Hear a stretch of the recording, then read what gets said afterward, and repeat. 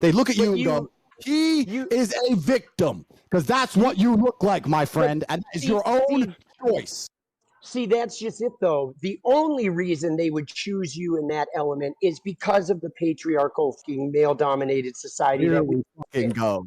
Here we go. All right. Here's the deal, Andrew. This is fun. No. I'm not done. Name Andrew, listen to me. From history that wasn't patriarchal. Name a society from history that was not patriarchal. See, listen to me, though. That is why people like yourself are bugging and going into hyper mode right now, because society's changing. Society's changing. I'll tell you why, my friend. I'll tell you why we cannot name a single society in history across the entire planet that was not patriarchal. Because patriarchal societies are optimized to survive. When things get difficult, when people are put in survival situations, we naturally revert to our gender roles. I'll tell you something. If we were all on a ship and the ship got shipwrecked, the men would start building and digging and hunting, and the women would start gathering and doing what women are naturally adept at. Because when it comes down to survival, you have to do what you are most competent at. And men are more competent at certain things, and females are more competent at certain things. I'm not all men. Not all men, and not all females. My point is, patriarchal societies are more competitive than any other type of society, because society functions better as a patriarchy. So the reason you cannot name a single society in history that was not a patriarchy is because all of the societies, and I'm sure there were some, which were not patriarchal, were destroyed by patriarchal societies. They were wiped off the face of the planet because they are not competitive. There haven't been any yet. Books to read. They do not have monuments to find. And the point I'm making is that in the harsh reality of ultra competitiveness, only patriarchal societies can survive. So the reason you cannot name one from history is because all the ones that tried this idea that you're trying to purport were destroyed in real time. And in the West, in America, as we stand right now in America, which I wouldn't even call it a patriarchal society because it isn't, because females have more rights under the law than men. Oh my God, bro. They do. And I'm telling you now, so clueless. As America falls apart and the patriarchy is disintegrated, all that's going to happen is that other countries like Russia, like China, like countries which are still patriarchal, will remain more competitive than the West, and you're not going to fix the world. America's just going to end up a third world shithole. So throwing the fucking patriarchy away is going to fix a fucking thing. You live in a clown world, my clown world. Yeah, no, I don't. I mean, I do live in a clown world, because there are people like you that are sitting there like pushing this inane philosophy. So yeah, I get it. I accept that. But first off, we haven't seen a non-patriarchal society yet. We're definitely moving toward it. And if you want to look at America and look at some of the problems with America, like what problems do we have? Well, there's an enormous wealth gap. You mentioned the Roman Empire earlier. The Roman Empire didn't fall because of laziness. It fell because of overconfidence, because of an income gap between the richest and the poor, and because of political corruption. All three things that are sort of happening in America right now. So absolutely, America could fall, but it's not because men were turning soft, right? The idea of men being soft, the idea of men being soft, Andrew, is a battle cry of men who see that purely physical stature is no longer the only defining quality. Because like you said, they could line me and you up, and all those brutes like the cops or somebody looking for pure strength would choose you to defend them. But anybody who was from a marginalized group that was looking for an emotional defender, those people would pick me, right? And they wouldn't pick the muscular guy because they know that I have the inner strength to actually have an openness and a vulnerability that can relate to them and that can help them find that empowerment in themselves. I don't want to train people to be cheap. All you know what I mean? Like we go to your Instagram page and you talk about being the Messiah and all this other BS. You want people to follow you like you're some sort of like deity, boss. And that's actually a sign of your own weakness at work, right? That's coming from your own trauma, your own unhealed trauma.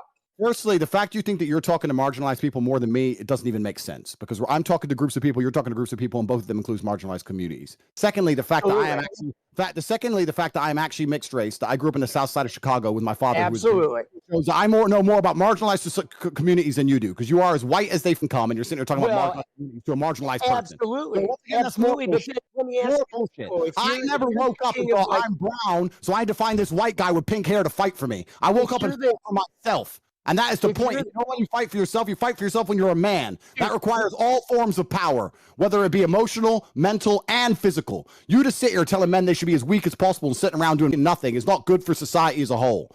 And there's Dude, nothing wrong with patriarchal society. I am not advocating for weakness, but like I'm advocating for people to heal and to heal their trauma and not use their trauma like you do and then aim it at select groups of people in order to gain power and money, right? And status so you can walk around with the deity.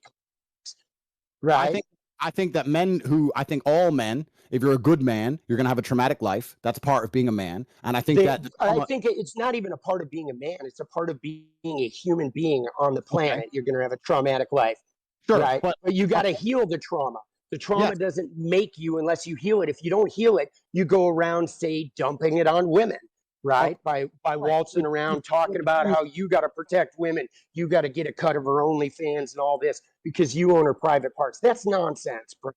That's nonsense. That's your trauma speaking. It depends how you heal the trauma, right? And when I said that being a trauma is part of being a good man, you said it's part of being a human. I agree, but I think you can be a very, very good woman with a good heart, and you can be a good person. You don't need a traumatic life to be a good woman. However, to be a good man, you need to have a traumatic life because any man who's not had I'll tell you why. Let me answer. Any man who's not had difficulty, any man who's not gone through something that's difficult is not very good at being a man, because when shit hits the fan, people turn to the nearest man in the room and say, what is the solution? Someone just broke in the house, you go to the man. A natural disaster, a hurricane, you go to the man. There's a war, you go to the men. So men who have not been through trauma are not very good at being men because they're not capable of dealing with trauma. Wait, so pause right there though, Andrew, because you said when you go to war, you go to the men, but the only reason you have a war is because of men and their lack of awareness about their own feelings. That's why war exists in the first place. So you're saying if you had more women leaders, we wouldn't even have war.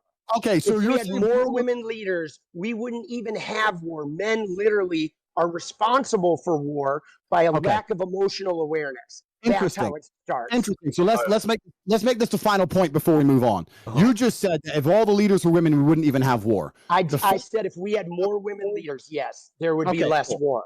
The fact that you hate your own gender so much is quite amazing to me. But actually, I don't hate my own gender. Another point. See, why do you? Let me tell you why you're wrong. No, you don't get to gaslight me and tell me I hate my own gender just because I'm displaying a version of manhood that you're uncomfortable looking at.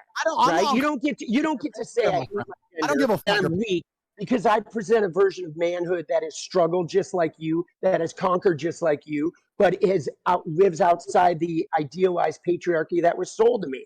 You don't get to gaslight me because you're uncomfortable with the type of man that I am. You love men. You love men. Cool. The point I'm making is you're saying that the world wouldn't have a war. Dude, you are backed up against the wall. Wait. No, chill. Let Tate have his final statement, then we're going to wrap this up and get someone else. I'm in here right now. I just got to fix my camera. One second. Yeah, you're chilling. Hassan, let's go, man. I appreciate you. I'm interested in seeing what the chat thinks. The reason you're totally wrong saying that the world would have less war if there was no female leaders is because if you actually ask anybody who's been in the corporate world for long enough, the companies that have the most arguments, the most difficult corporate structures to deal with, in fact, even if you ask most women, they say, I don't like having a woman boss. I'd rather work for a man. When you have a whole bunch of women in charge, it's nothing but a fucking fest and it's a shit show. Every single person who's ever worked in corporate knows that. Every single person who's ever worked in the world knows that women actually, as beautiful as they are and they're good at lots of different things, they would they would prefer to work for a male boss because it's a stronger, more clear leadership structure. Having a bunch of women in charge of countries is not going to make a peaceful world. And the fact you believe that shows your entire mental model's fucked. Andrew, take care, brother. Hassan, I just want to say props to you, boss. I appreciate you, man, putting the word out there. Thank you, guys. Good to talk, bro. Have a good day. Let's go. Appreciate you coming on, Tommy. Have a good one, man. Cheers. Thank you. How do you feel about my guy, Tommy? Yeah. I don't know him personally. I have nothing against him personally. He's a new age thinker. He lives in the new think, the idea that the way the world runs and has always run is a bad thing, and that if we change everything from the ground up, it's somehow going to become a magically better place. Obviously, he has no proof or any references for his way of thinking because it's never been tested before. It's an untested theory. I think that for him to come along and say such blanket statements that if we changed all the world leaders to women, there wouldn't be war is inane and asinine. I think for him to say that a man who's physically strong can't be mentally strong is also stupid. But I also understand why he's saying the ideas he's saying, because he has a natural insecurity based on the fact that he's not a physical specimen of man. And the way he gets around it is to pretend that that's not important, which is fine. Lots of people do it, right? Stupid people saying being smart is not important. Poor people saying being rich is not important. It's a common defense mechanism that everybody does, and I completely understand it. However, most people with a basic grasp of economics and the way societies work would look at society and say, you know what? A society with brave, strong men who are full of honor and duty is actually a better society than men who walk around saying, I have no duty to protect anybody or protect anything, and I can just sit around and cry all day. And this theory is being tested in real time, right? America's quickly turning into the latter, and we can see crime rates going through the roof. We can see all the fucking shooting and all this stupid shit that's happening because men have no emotional control anymore. And that's what's going to happen. Is the society is going to degrade, and the countries where men still stick to their honor and their age-old expected ways of acting, are there going to be a safer societies overall? So time will prove me right, but I have nothing against the guy. He's fine.